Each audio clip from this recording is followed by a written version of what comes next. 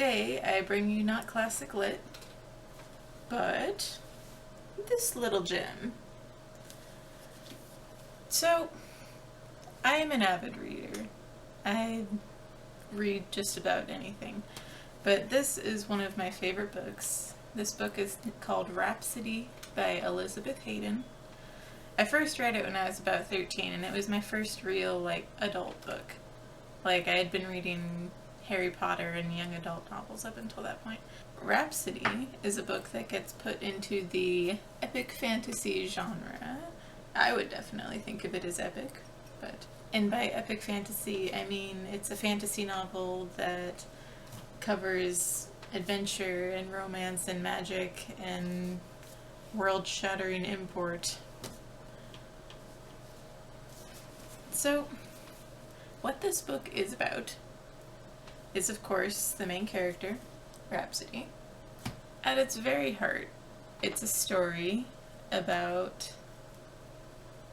making do with whatever life gives you.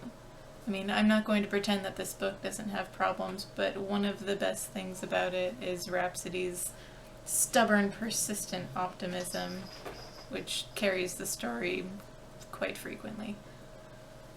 Basically, our story starts out with Rhapsody running away from an asshole, and she stumbles across these two guys in a back alley while she's running from said asshole, and she accidentally renames one of them, because that's what she is. She's a namer, which in this universe means that she's a singer of great power. She doesn't realize that she's able to do this yet, so it's kind of a surprise when she's like, oh. Anyway, lucky for him, the guy that she renamed, he had been running from his own personal demons. And so when she renamed him, she made it impossible for anyone to find him. So, due to the nature of what they're running from, they end up escaping to the other side of the world, jumping time, basically escaping their homeland right before the onset of war, and then they get to this other place right after this enormous 700-year conflict is sizzled out and done. And most of this book, among all the other great happenings that are taking place that these three are living through, Rhapsody is essentially trying to replace the home that she's lost. Yeah, I think that's why I like this book so much, because you read through it and it's so full of wistfulness and potential and just these glorious, wonderful, serendipitous moments. Some things that are a problem with this book. I'm not gonna pretend that Rhapsody is not a giant Mary Jane, because she's a huge Mary Jane. It's a little bit, it's bad. She's magically beautiful, she loves kids, she's the most powerful singer in the world, she's got this magical fire star sword. Oh Lord. I can't even do this. Anyway. But hear me out. It works into the story. I've read some pretty bad Mary Jane stories, but this one works.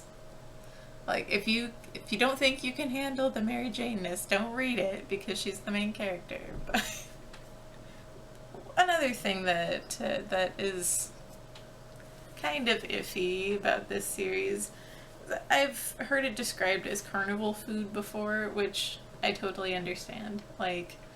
Just like funnel cakes are dripping in sugar and oil and all things delicious, this book and its sequels are just packed to the seams in magic powers and ancient powers and musical powers and all this all this like supernatural, superpowered stuff. Like every character has some kind of like superpower. It's not okay, not superpower. Like think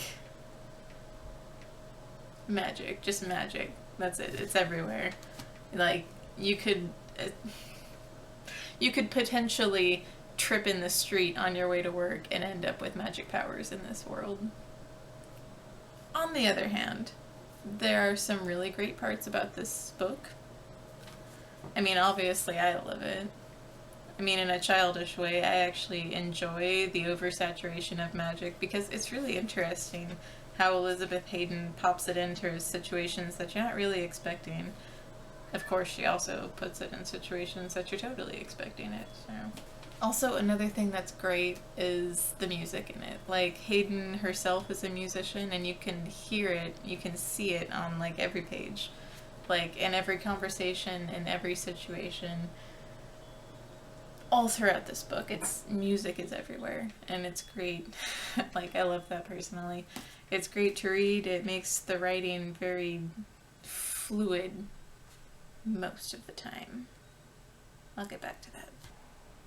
And I know what I said before about Rhapsody being a Mary Jane, but the characters are actually one of my favorite parts about this book.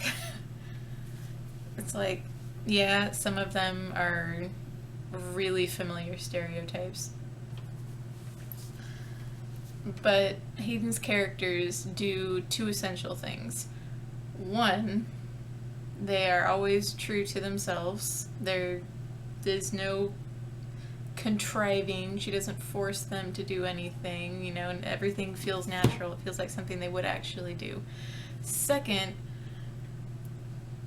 even in keeping with the first condition, they still manage to surprise you.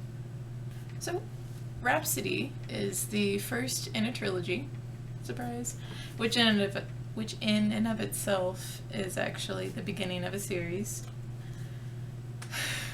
I can't stop. I can't stop reading them. Like, I'm hooked. It's over. It's over for me. It's not too late for you though, so if you don't like Mary Janes, don't read this book. But if you do enjoy epic fantasy, and you like a little bit of romance and a whole lot of adventure, and a generous heaping of magic, and a whole lot of musical, lyrical prose as you're reading through, this is a great book. Not the best. You know, you can check out my full review on Tumblr. It's not